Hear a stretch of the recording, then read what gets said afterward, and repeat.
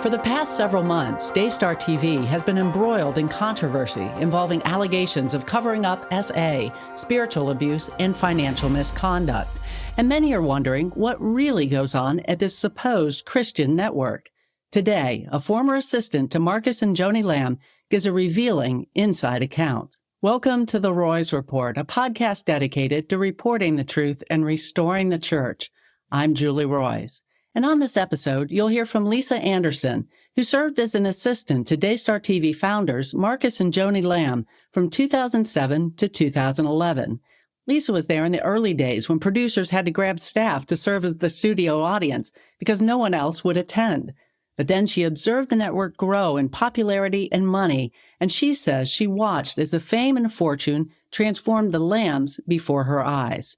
Lisa also was there when what was characterized as Marcus Lamb's 7-year affair became public, and she gives an inside look at what happened at the network at that time. Lisa also witnessed questionable financial payments and transactions, and Lisa will speak to all of this and more on this episode. Well, again, joining me is Lisa Anderson, who worked as an assistant to Daystar founders Marcus and Joni Lamb from 2007 to 2011. And in that role, she saw up close and personal, not just what happened at Daystar TV, but also within the Lamb family. And when these allegations came out several months ago by Jonathan and Susie Lamb about the cover-up of the SA of their daughter and also financial misconduct and some other things, Lisa reached out to me, we had a discussion, and then that was the basis then that led to this podcast today. So Lisa, just so appreciative of you being willing to come forward and tell your story and to do it publicly. So thank you. You're welcome. You're welcome. When these things came out, and we're going to get into your whole story, that what happened when you were at Daystar TV, but I'm curious, when these allegations came out just recently, and it was Jonathan and Susie Lamb. You know this family. You knew Jonathan going back many, many years. And you know Marcus and Joni. Marcus, again, passed away in 2021. But Joni's in charge of Daystar now. And when you heard these allegations, what did you think when you first heard them? I'm shocked. When those things came out, I couldn't believe more. I believed more what Jonathan was saying than what his mom was saying. I'll put it that way. Now, I got an opportunity to work around Joni day and night and day, after hours, during hours.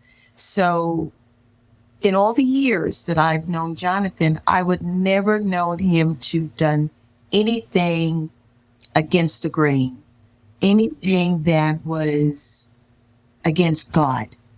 Okay, so for me to hear what Joni says, I think it should have been a little bit more sensitive from the mom to the son, because this is your son. And if you know your son, you would know that he wouldn't be just making this stuff up to gain anything. He was humble. Jonathan is a humble young man. And I knew him before he became a man, if you will, okay, because he was a young boy going to school. Okay, they were always pleasant. He didn't have a high tone in his voice.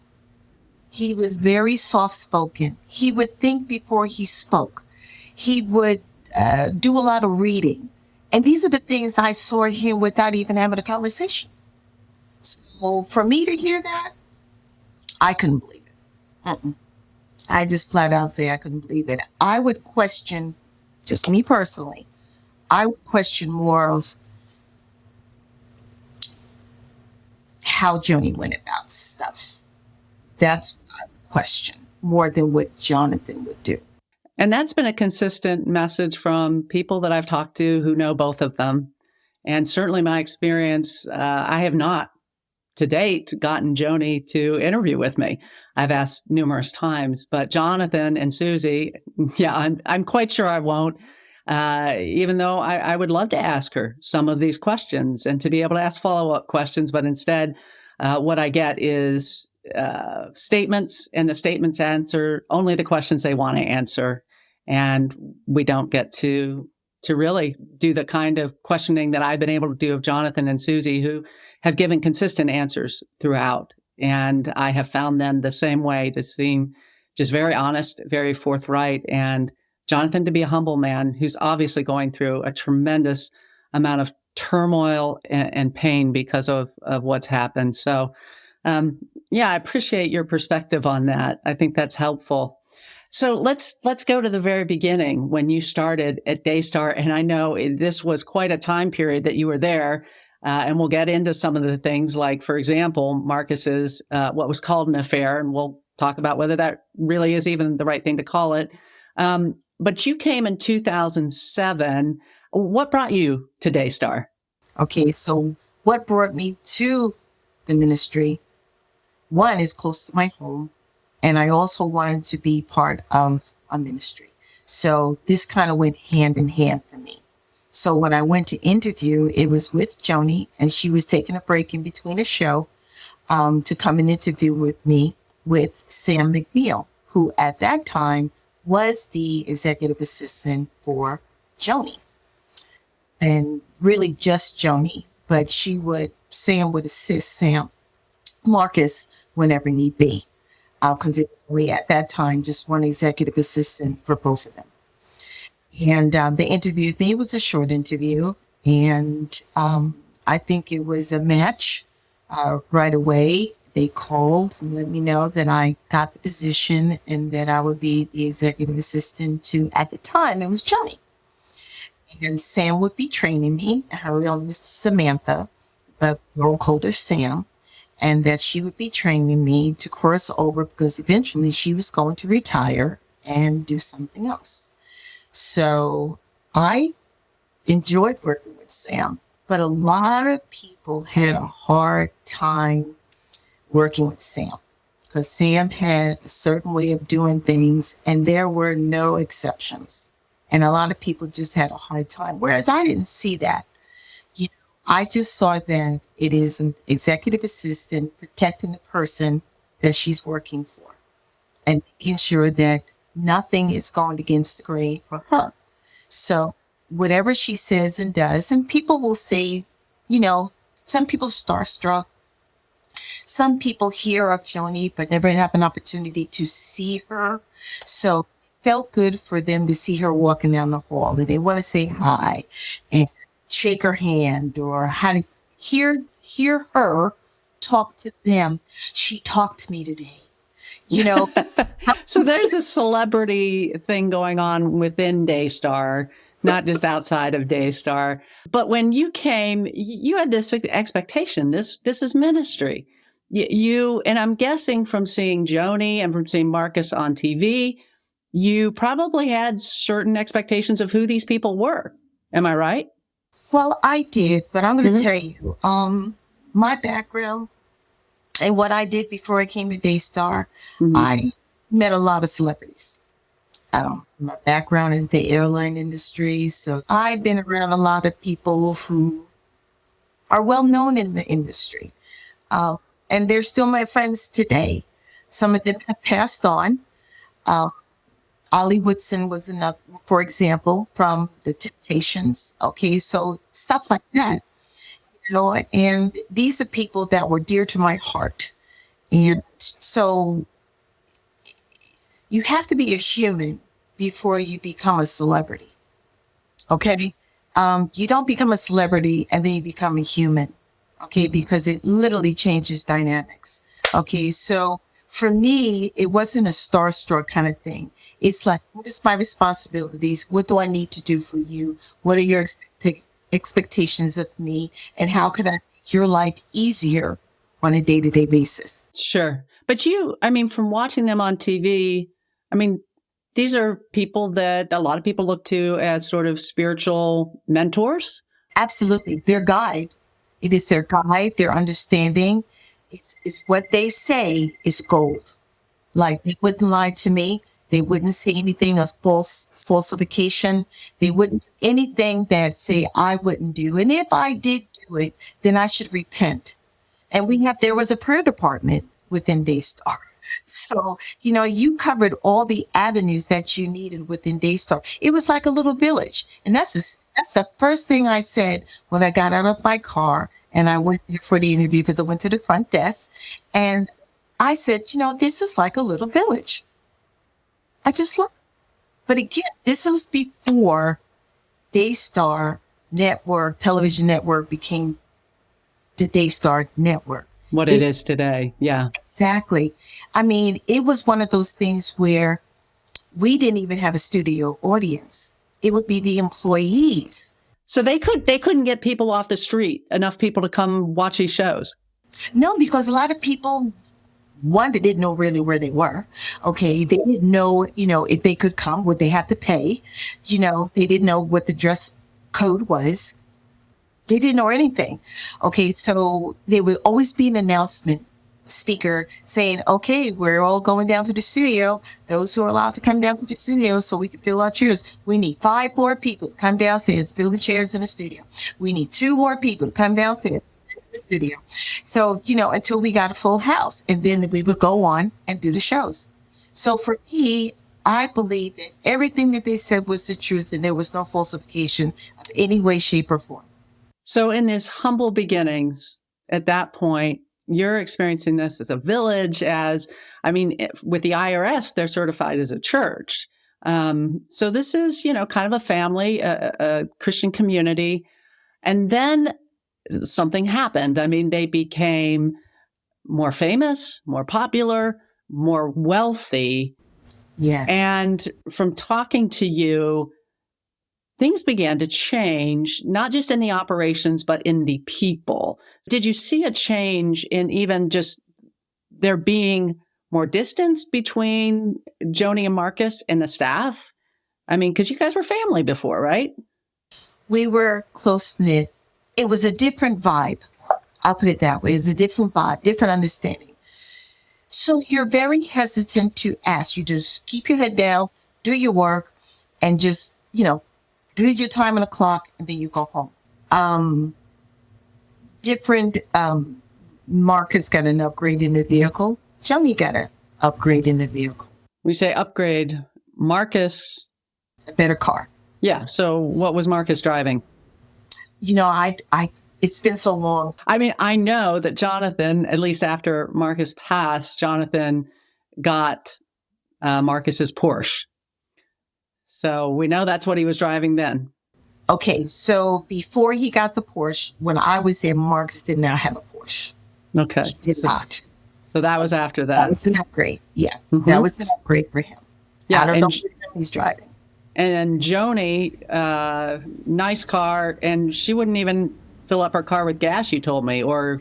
Joni would never touch the gas tank. She'd never wash the car. She'd never vacuum the car. She would never do any of those things. It would be more the security person who would take the vehicle and get it gassed up. And literally when she's ready to leave, it literally be stated to have the garage door open, have the door open, have the car running. So if it's summertime, you have the air on. If it's in the wintertime, you have the heat on.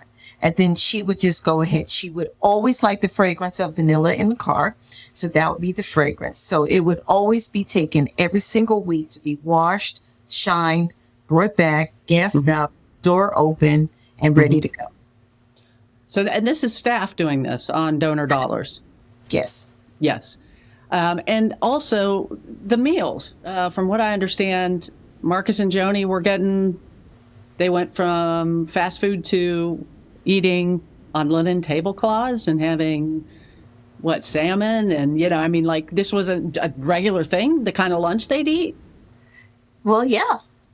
This is the kind of food they eat. These are the things that she would prefer to have. Now, Joni would always want to try and eat healthy. She would always want to try.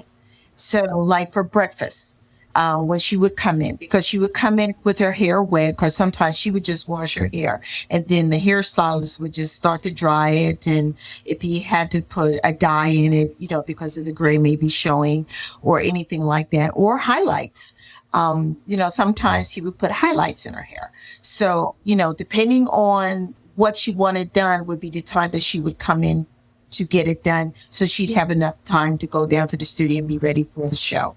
And then, of course, she would have to change or get ready. But she would want maybe something a little bit to eat. So back in the day, Sam would always make her like a little bowl of grits. So she would have a little bit of bowl of grits and, maybe some juice or some water just to get her going. And then she would get down to the studio and she'd do a show. And then there would be a break, and then she'd probably have her her lunch. And then the lunch would be, depending if she was having a meeting, so that would be the executive conference room, or she'd eat in her office, which is on the main floor, or she would eat in the green room. So it really just depended where she wanted to eat and who she was going to meet with. And yes, if it was in the executive conference room, it would be draped with linens and cloths. And it would be set and staged, and appropriate dinnerware would be set up on the chest, so that anything that was needed during that time, because you don't want to interrupt them when they're having their meeting. So you pretty much have everything laid out and ready to go. Every now and then you would knock and you would check to make sure, is everything all right? Do you need anything? And disappear. And then somebody would wait outside the door just to be on the safe side. Just in case she needed something, somebody's right outside the door, and she would have to go looking for nobody. Wow. So had people waiting basically on her beck and call. Yes. Not so much Marcus. It was more Joni.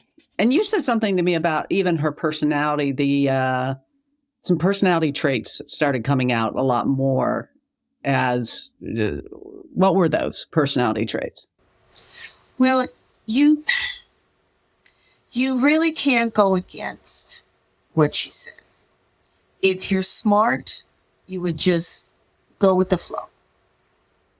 I would put it more than anything else. There could be a gazillion examples. One in particular, which I thought it was kind of amusing. She would always call me Lisa Lou. Okay. Even though my name is Lisa, and I didn't mind that at all. Not at all. And she would call me Lisa Lou. And she goes, Lisa Lou, what do you think of our next president being Obama?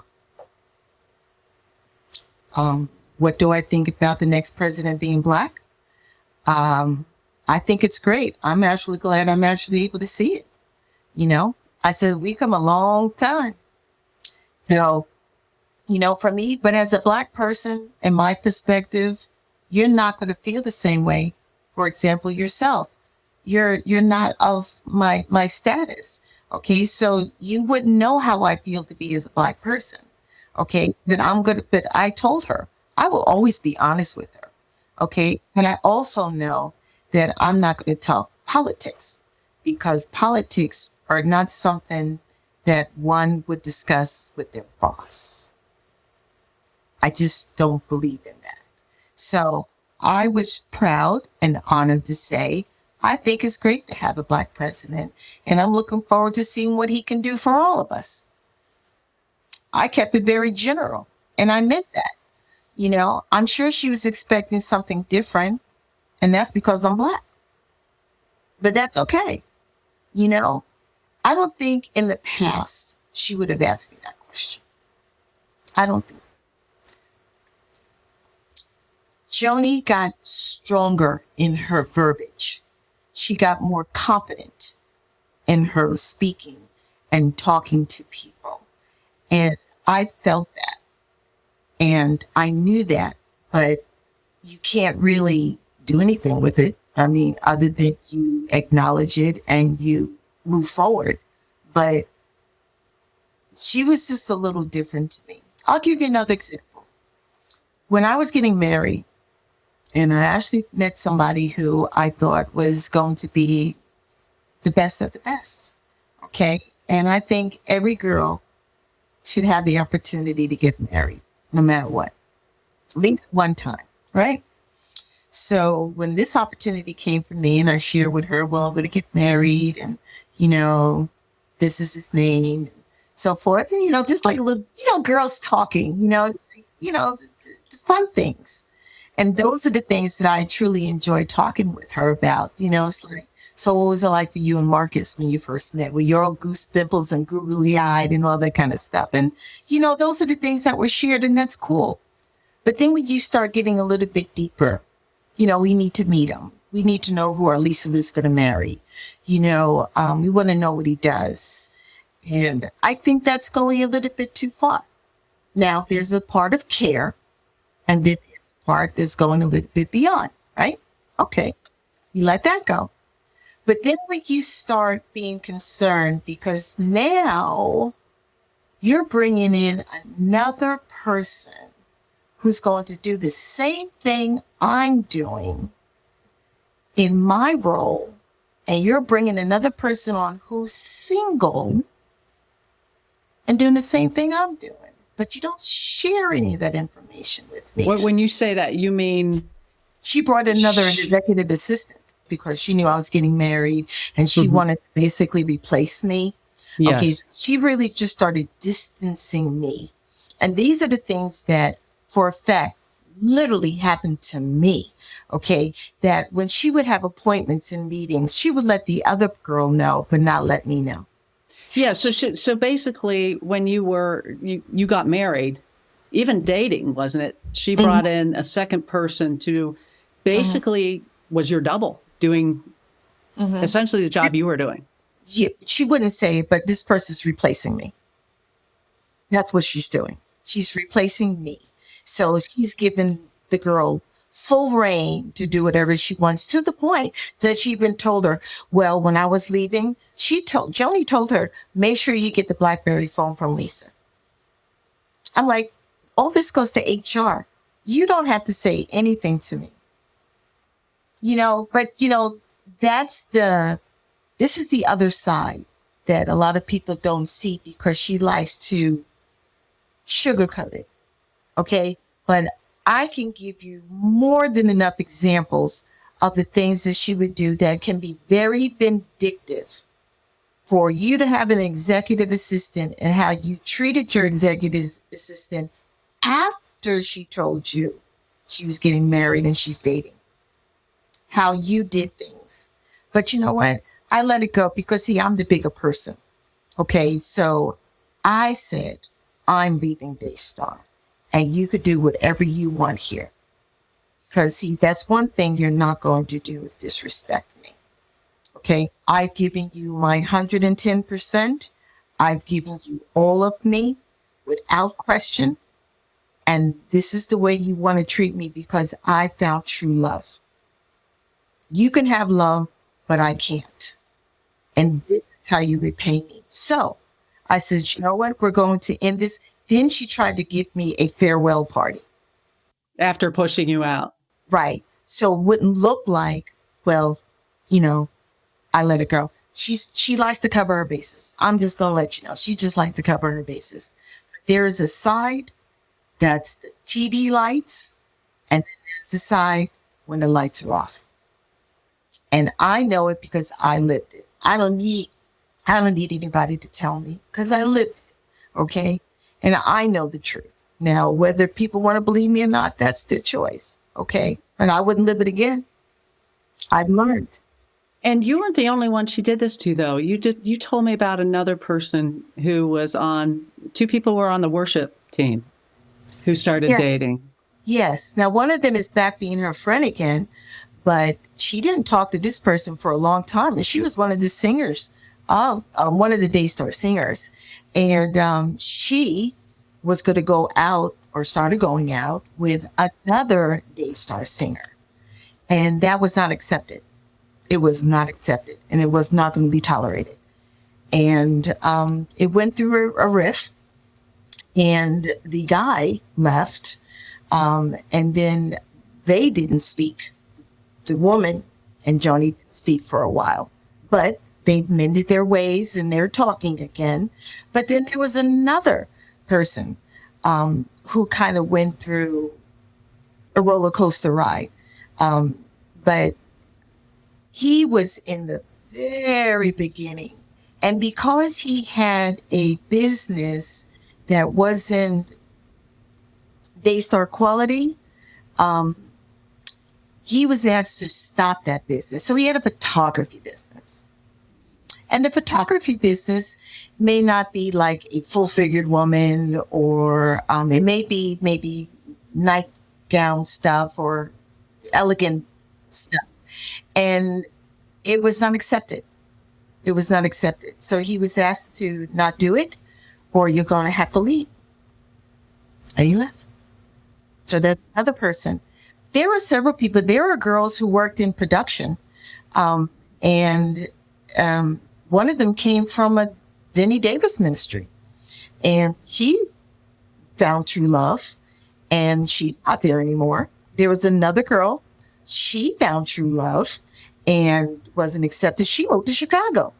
So there are more than enough people that if you're having, unless you're in good hands with her, like you're a good friend to her, or you came into the ministry there, it's really not accepted. It's because not. they want you 100%. Self. They don't want you to have any divided loyalties. Yeah. They don't Wow. want it. Wow. They don't want it. Because she does not want you to have a significant other. Why? Because if she wants you or needs you, she just wants to tell you. She doesn't want you to go and ask your significant other, is it okay that I go? Is it okay? Can I be with her? Does this mean you basically were on call 24/7? Yes, ma'am. I had a BlackBerry back when BlackBerries were around. And she could call you at any point and you'd have to come. There was one example, I'll never forget it. It was a Thanksgiving Day. Oh, my. No joke. Thanksgiving Day. And I am having Thanksgiving at my parents' house, which they only lived around the corner from me. We were having Thanksgiving dinner, and it was her calling me on the phone on my BlackBerry. Lisa Lou, would you go over to Madeline's, which was over there in Arlington, pick up a coconut cake and bring it to the house and leave it on the counter? Sure enough, I did. Sure enough, I put it on the counter. I excused You left your family on Thanksgiving Day. I certainly did. I says, I have to make a run. I will be back. Continue on. And I left the house, got in my car, went to La Madeline, picked it up, took it to her house, left it on the counter. They were in the other room having their dinner. Cake was on the counter, left the place, closed the door, and went right back to my family. Yes, I did. Wow. That was a true fact. So Wow. yes, I'll give you another example. Okay. I got a dime a dozen, but no, there was Rachel, and she wanted to go on vacation. And one of the things that was concerned was, I need to make sure your passport is more than 6 months out. That was the first thing. And she assured me that her passport was fine and everything was good. Okay. So now she wants to take a trip, and I believe it's like a graduation trip. So she goes ahead and I book her a trip, and it's to the Caribbean, and I can't remember where we're going, but it's someplace in the Caribbean. And they're at the airport. Now, mind you, it's 2 hours before flight time. Okay, maybe 2.5. Okay, she's at the counter. Either driver's license or the passport was expired. I can't remember which one it was, but one of them was expired. So she's not able to go to this Caribbean destination, which requires a passport. Okay, so I'm getting a call from Joni, and she's saying to me, Lisa, Rachel can't go. Is there any other place that she can go? I said, yes. Off the top of my head, she can go to the U.S. Virgin Islands, and all she needs is her birth certificate. If she can get a hold of her birth certificate, then we can rebook her and get her on a flight, and she can go to the U.S. Virgin Islands. And that's what she wound up doing. But I'm going to tell you, Julie, I was on the phone with my house phone, my BlackBerry phone, and my own personal phone, because I'm talking to a travel agent, I'm talking to the airline, and I'm talking to Rachel, trying to get all of this changed. So yes, you can be on beck and call, but I'm a multitasker. That wasn't the concern or the issue. But what the concern was, all you had to let me do is look at your passport and your driver's license. But you assured me that everything was good. And I left it at that. Well, and the other thing is, this is not official Daystar business. this is a completely personal matter. You are a Daystar employee. And this has nothing to do with Daystar. And so, I mean, this was a concern too with the jet and the way it was used. I mean, this was years later, but Inside Edition did this whole expose because Marcus and the whole family was going on, ostensibly the executive retreat, because they're all executives. It's all in the family, but he's using a jet, the Daystar jet for this. And it's really a family vacation. And so there seems to be a blurring of, and again, you're using donor funds. This is a donor funded ministry, right? You're using donor funds and you're using something that's given for the advancement of the gospel, and you're using it for your own vacation, for Rachel's vacation or for the family vacation. And so that becomes an issue. And then you, as the assistant, are being asked to do all sorts of things. I mean, you at one point told me, and I don't mean to get too graphic, but Joni would have samples for, things that she would, what was it? Some sort of testing. Yes. Because testing of the stool samples. Yes. And you had to handle that as her assistant. Yes. Nothing was too, what do you say? Menial? You had to do everything. Yes, ma'am. Put it in biohazardous bag and put it in a box and ship it off.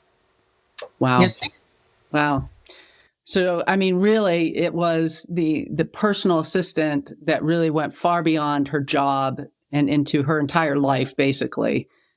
And that was paid for with donor funds. You also told me about the kids that when they were in college, I don't know if this was true of Jonathan, but I know of Rachel. I don't know if Rebecca too, but they started getting salaries for doing what? Nothing that I knew of. And was it Jonathan too, or was this just Rachel and Rebecca? I think it was just the sisters, but I'm not really sure. But I just know that they were pulling in a salary, and they weren't even actually like live on the show. Not like you and I coming in to work, and at the end of the week I get a paycheck. Right. And how much were they getting paid? That I don't know. That I really wasn't sure, but I know it's probably more than what I was making. And you were coming in every day. They were coming in how often? And maybe after school, when they're just coming by to say hi, or maybe get something to eat, or, maybe because whenever they show up, Marcus or Joni would just invite them, especially Marcus. He would always love to invite his children on the air. It says, there goes my Rachel, and there goes my Rebecca. There's Jonathan, so, they would always are very proud of the children, and they would always if they're there, they would want them to be seen. Sure. But not something necessarily that deserved a salary from your perspective. Well, it wasn't given to me to understand why they're pulling in a salary and they're not even there. But, my judge.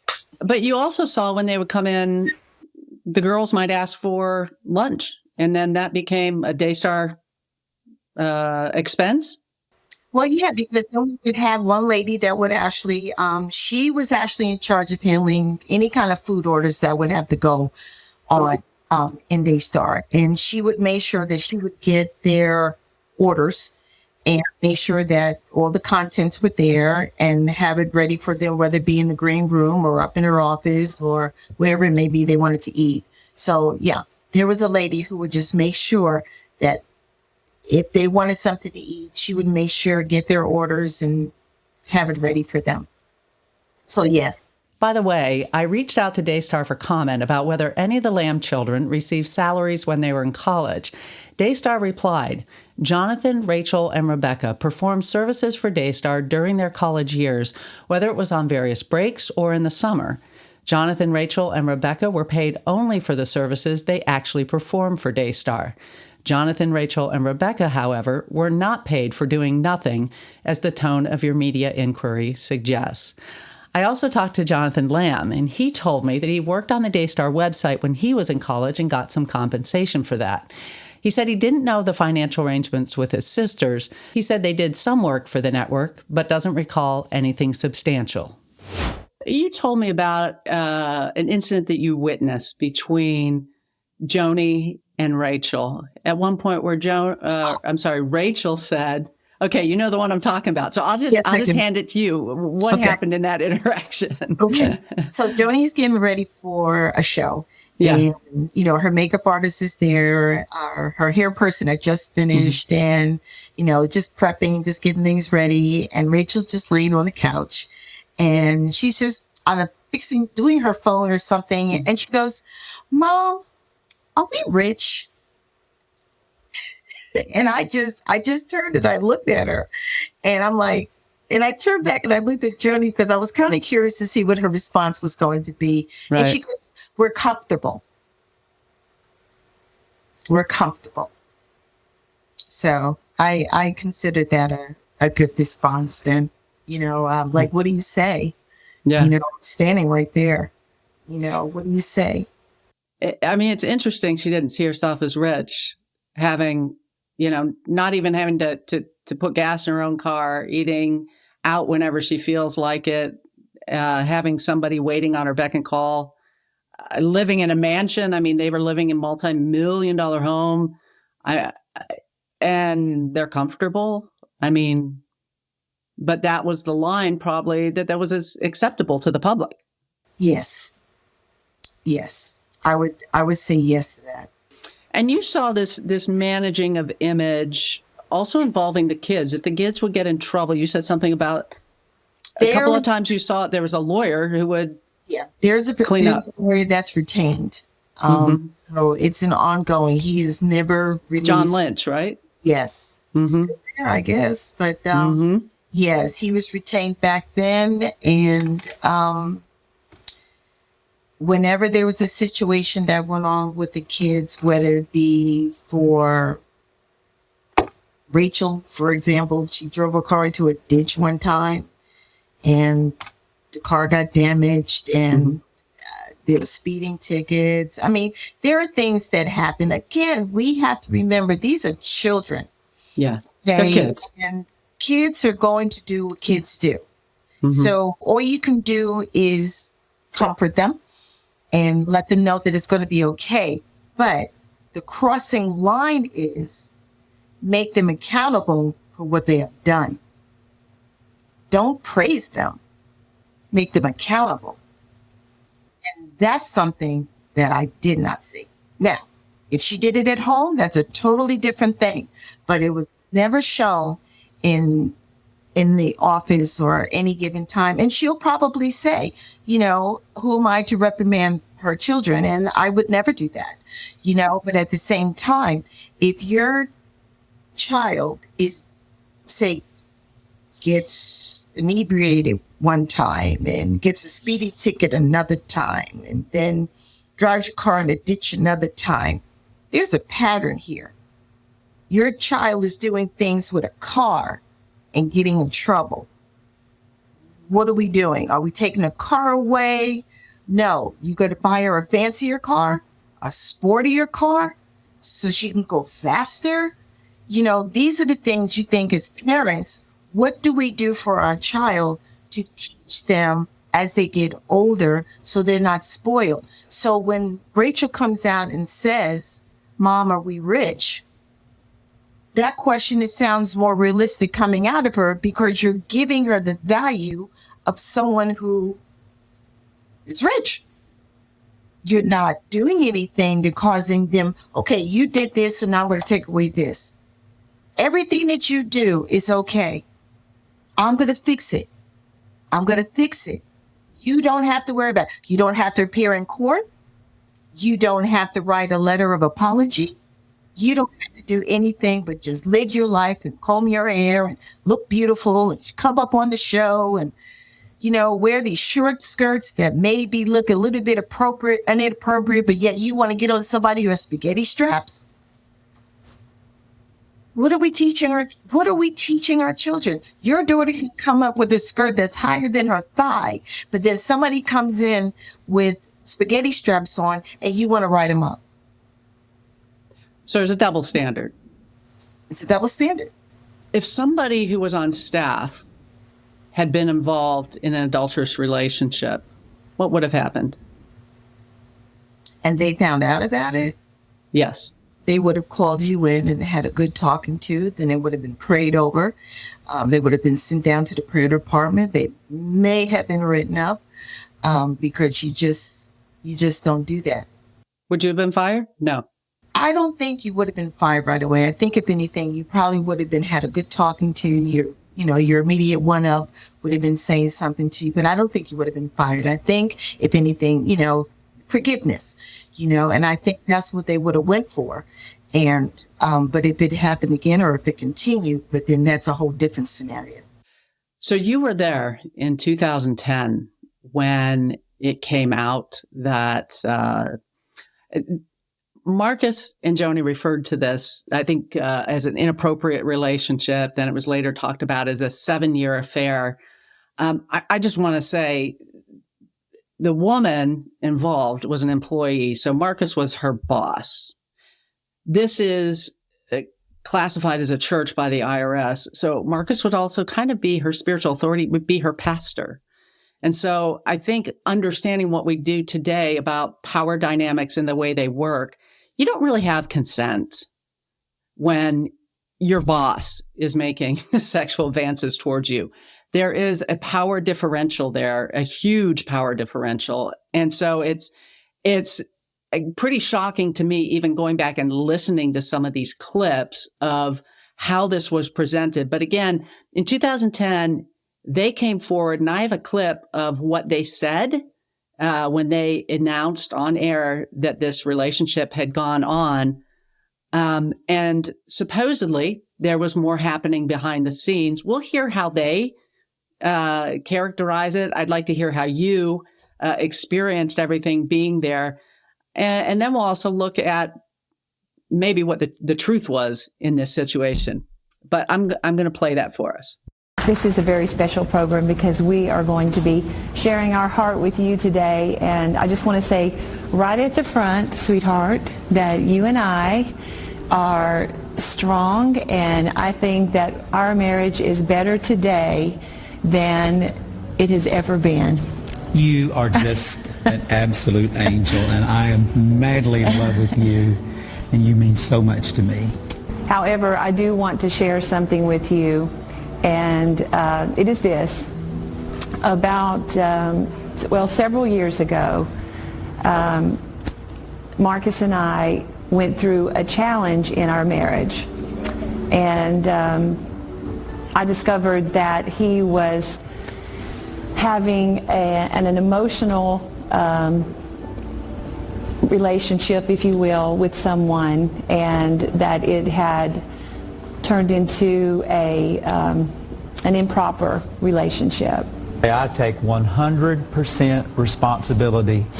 Joni has no blame. The other person doesn't have any blame. It's all, I don't even blame the devil. It's all on me. Right. So this is quite a euphemism. This was a 7-year physical relationship, but it's called an improper relationship.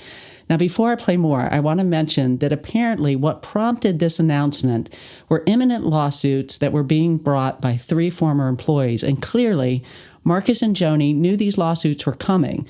And so this is what they said. These are some of our most private moments, but there actually are 3 people who were not involved in what we're talking about today or affected by our marital challenge they're now saying that unless Daystar pays them $7.5 million, that they're going to take our story that we just shared with you to the media. You see, these 3 people that Joni shared with you, they're trying to take our pain and turn it to their gain. But ladies and gentlemen, we're not going to take God's money and pay to keep from being humiliated, I guess, or exposed, or exploited, whatever you want to call it. I'm so sorry. I've asked God to forgive me years ago. So that's what was said publicly, again, an edited form of that. But 2 days after this announcement, Jeanette Hawkins filed a lawsuit against Marcus Lamb and Daystar, And in that lawsuit, she writes about her perspective of what happened. And I'm going to read a significant portion of this because I think it's very telling. So she writes, on or about June 13, 2005, plaintiff Jeanette Hawkins was hired by defendant to serve as its director of marketing. In the process of applying for the job, plaintiff was interviewed by defendant Marcus D. Lamb and Janice Smith, who was identified as the vice president of programming, marketing, and affiliate relations of Daystar, and the individual to whom plaintiff would report if she became director of marketing. Before accepting the employment with Daystar, it was very important to plaintiff, who was and is a Christian, to determine the moral integrity of the organization and especially the individuals under whose authority she would be placing herself. Indeed, in an employment brochure, Daystar encouraged job applicants to do exactly that, quoting 1 Thessalonians 5:12, "And we beseech you, brethren, to know them which labor among you, and are over you in the Lord, and admonish you." Accordingly, plaintiff asked both defendant Marcus D. Lamb and Janice Smith about the moral standards with which Daystar was managed and the moral climate of the workplace there. Both defendant Marcus D. Lamb and Janice Smith replied and represented to plaintiff that Daystar was operated in conformity to the highest standards of Christian behavior, making specific reference to chastity, modesty, and purity, and that conformity to those standards was required of all employees. Written information provided to plaintiff by Daystar made similar representations. These representations were made by officers of Daystar in the course and scope of their employment with Daystar. When defendant Marcus D. Lamb and Janice Smith made these representations to plaintiff, they were themselves in the midst of an illicit sexual affair which at that point had been going on for approximately 5 years. They did not disclose this fact to plaintiff.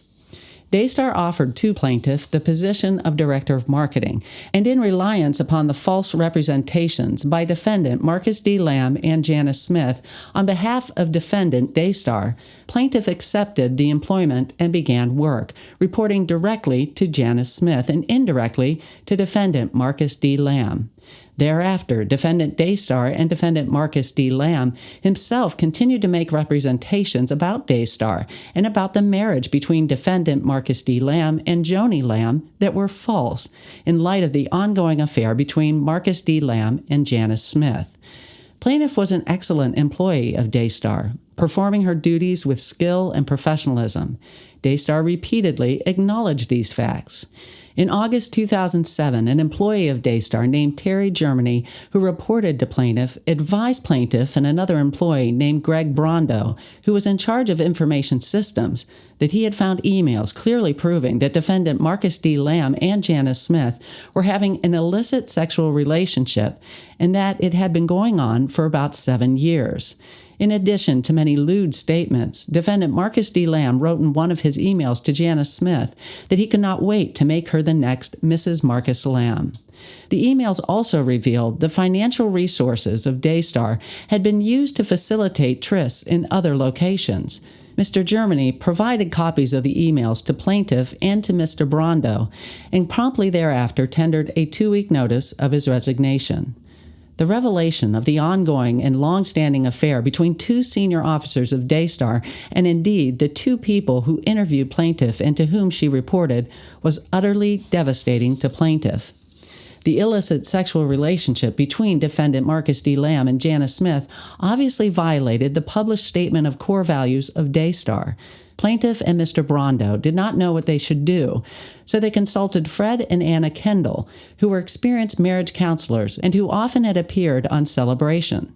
The Kendalls advised plaintiff and Mr. Brondo that defendant Marcus D. Lamb should step down from his leadership position and that he and Joni Lamb should seek marriage counseling. They refused, however, to confront defendant Marcus D. Lamb themselves and left to plaintiff and Mr. Brondo the decision as to exactly how to present the information to the management of Daystar.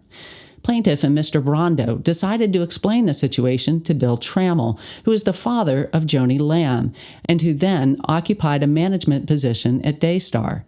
They did so and provided a copy of the emails to him. He thanked them and told them that he would provide a copy of the emails to Joni Lamb. Almost immediately thereafter, Joni Lamb called plaintiff and thanked her for bringing the affair to light. although this may also have been misleading, as the emails contain information suggesting that Joni Lamb already knew of the affair before it was discovered by plaintiff. After plaintiff and Mr. Brando spoke with Bill Trammell, Joni Lamb insisted that Janice Smith leave Daystar immediately. Daystar hastily agreed to purchase her home and entered into a sham consulting agreement under which Daystar paid substantial sums of hush money to her.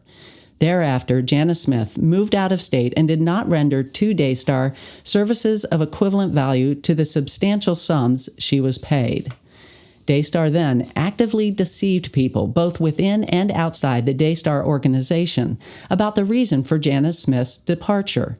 Janice Smith had been in a high-profile position and had herself appeared frequently on Celebration, but suddenly she was gone. Many people asked what had happened. Daystar and Joni Lamb in particular directed plaintiff to participate in the cover-up and deception concerning the departure of Janice Smith.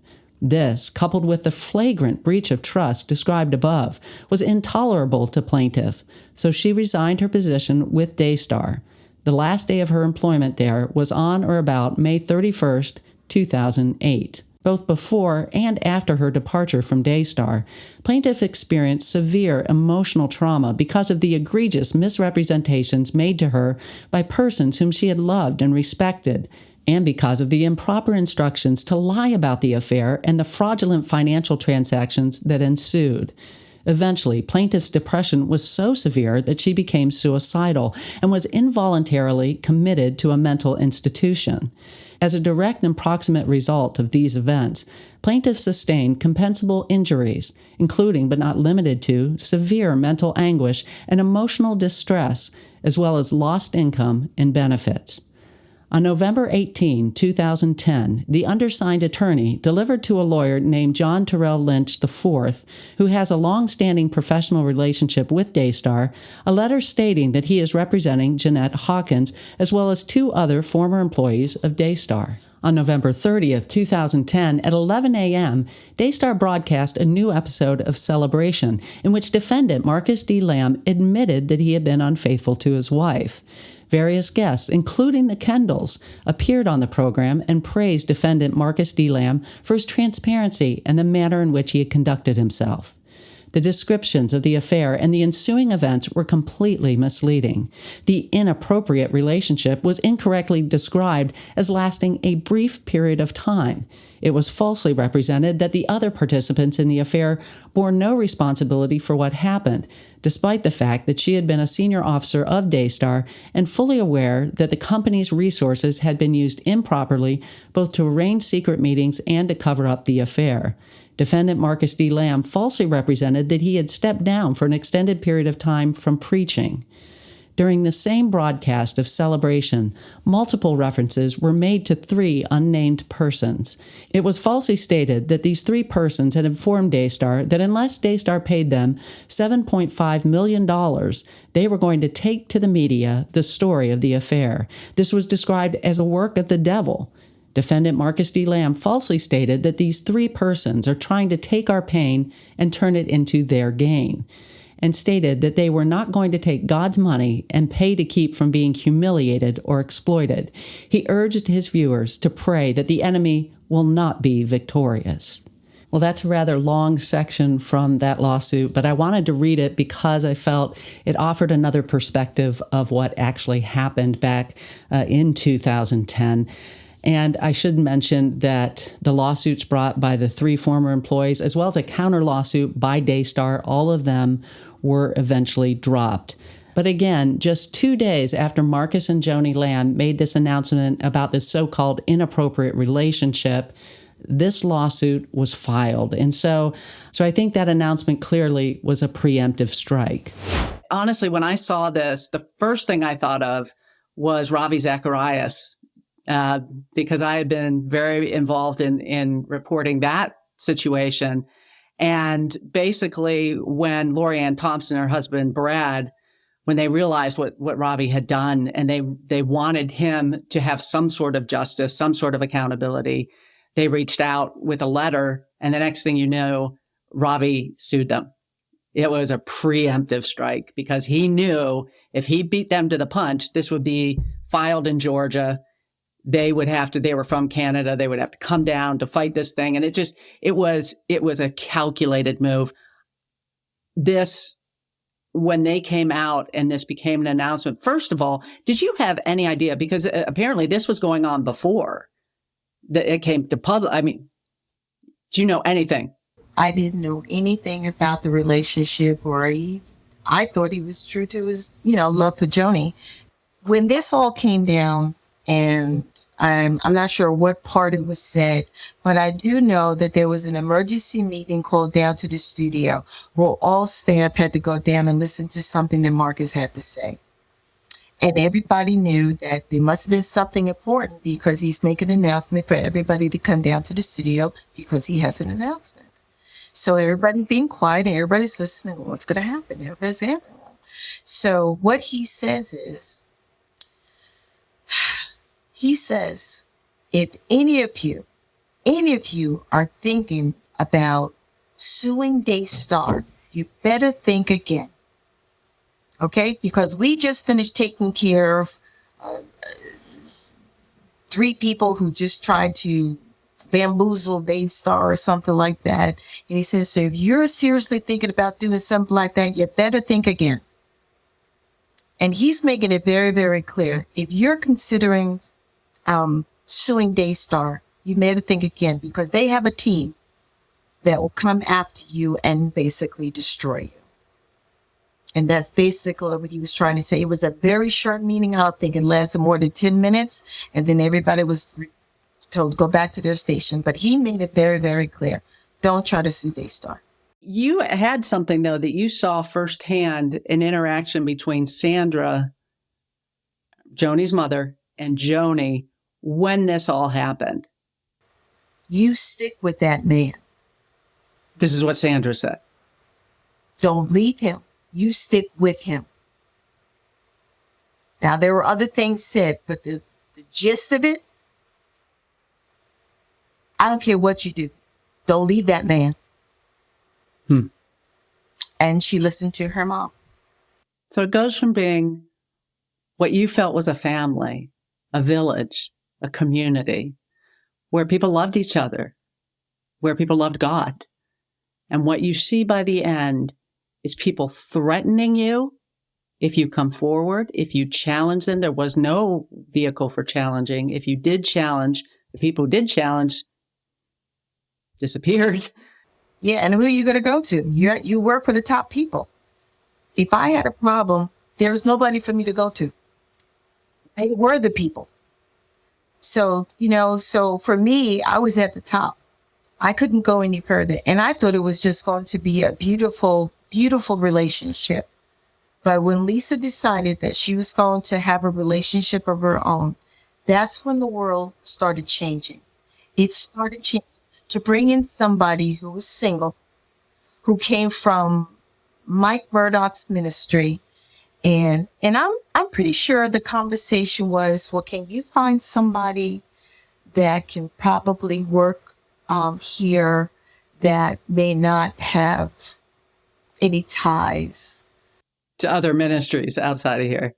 Mm-hmm. So when she came in, she started as, well, she's your assistant. That's what it's called. She's your assistant. Didn't even know you were into that. But okay, she's my assistant. So then when she wasn't doing the things that I was asking of her, or she was trying to now make herself more than what she is, well, she's going to do the same thing you're doing. Or she's going to be traveling with me, versus you traveling with me. Or, she'll come to the house and you don't have to come to the house. Or, so, you don't do that to someone who has dedicated their life to you. But you chose this part of your life or part of you that wants to be kind of spiteful and demonic and all these other kind of things that you just want to call it. And just to say, well, I needed another assistant. For what? I did the job of 5 people. I literally did the job of 5 people. So why would you need somebody else?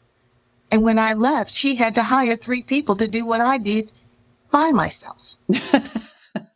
Wow.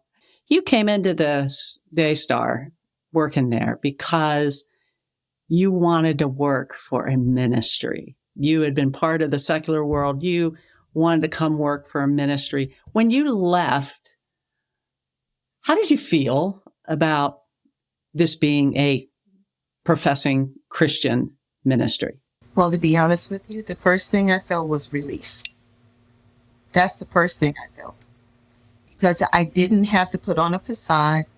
I didn't have to save face.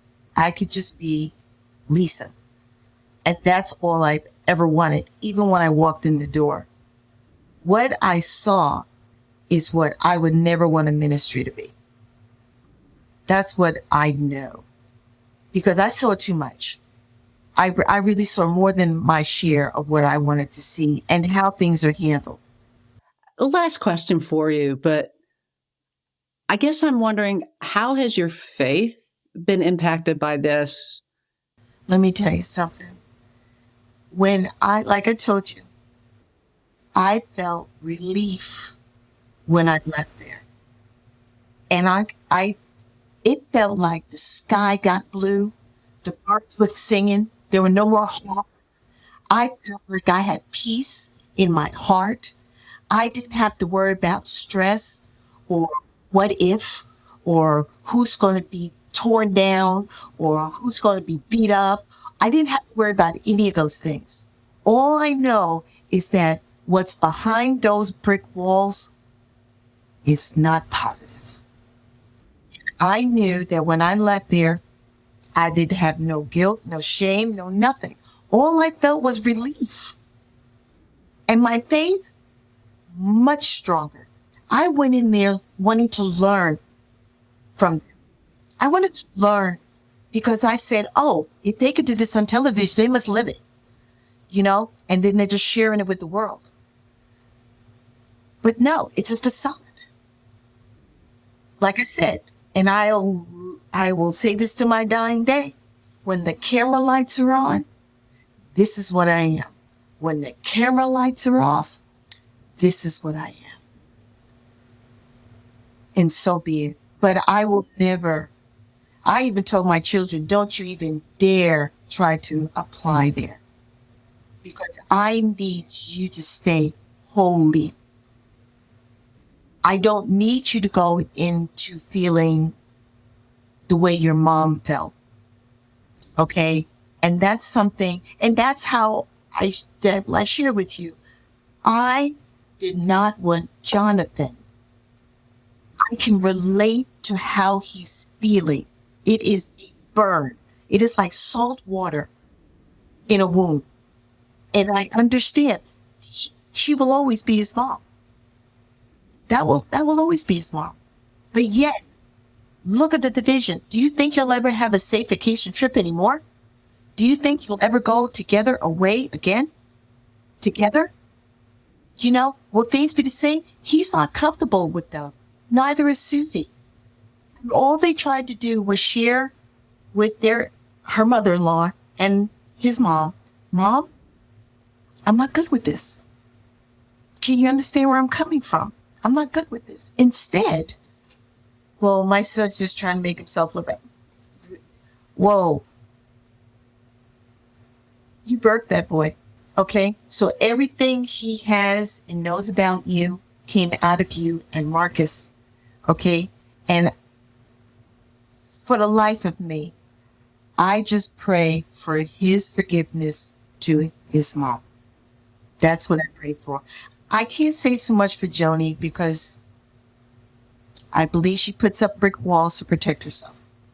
Well, Lisa, thank you for your candor and just your willingness to share honestly and for the way that you've come through this. I mean, that's amazing, given what you've been through, that you came through stronger and the understanding that we need to be holy as Christians. We need to be the same person in front of the camera that we are, or I should say behind the camera when the camera's off that we are in front. And it's tough being under that pressure, but I tell you, it's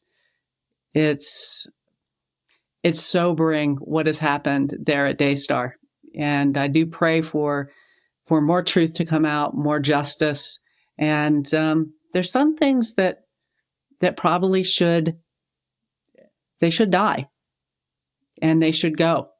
And they have grown into something. When you describe that toxicity that you experienced, I have yet to see a toxic system. And it's never, people always say, oh, it's just the person at the top, but they fail to understand that that person at the top creates a culture, and that culture seeps in, and the people that have been there a long time, they don't even know what healthy feels like.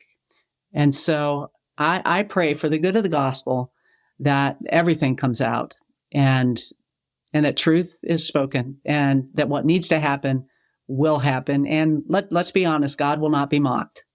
So if we're doing things in his name that displease him and that he abhors, the wrath of God is sometimes delayed, but it does come. It does come. Yes. Yeah. Thank you, Julie. I so appreciate it. Well, I so appreciate you, and it's great to meet you. Thank you. Bye.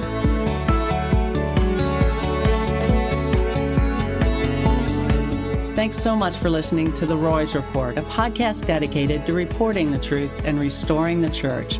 I'm Julie Roys. And just a reminder that we're offering the book Dear Evangelicals to anyone who gives $50 or more to The Roys Report this month. Again, we don't have any big donors or advertisers. We mainly have you, the people who care about our mission of reporting the truth and restoring the church. So if you'd like this work to continue, just go to julieroys, spelled ROYS.com/donate. That's julieroys.com/donate. Also, just a quick reminder to subscribe to The Roys Report on Apple Podcasts, Spotify, or YouTube. That way you won't miss any of these episodes. And while you're at it, I'd really appreciate it if you'd help us spread the word about the podcast by leaving a review. And then please share the podcast on social media so more people can hear about this great content. Again, thanks so much for joining me, and God bless.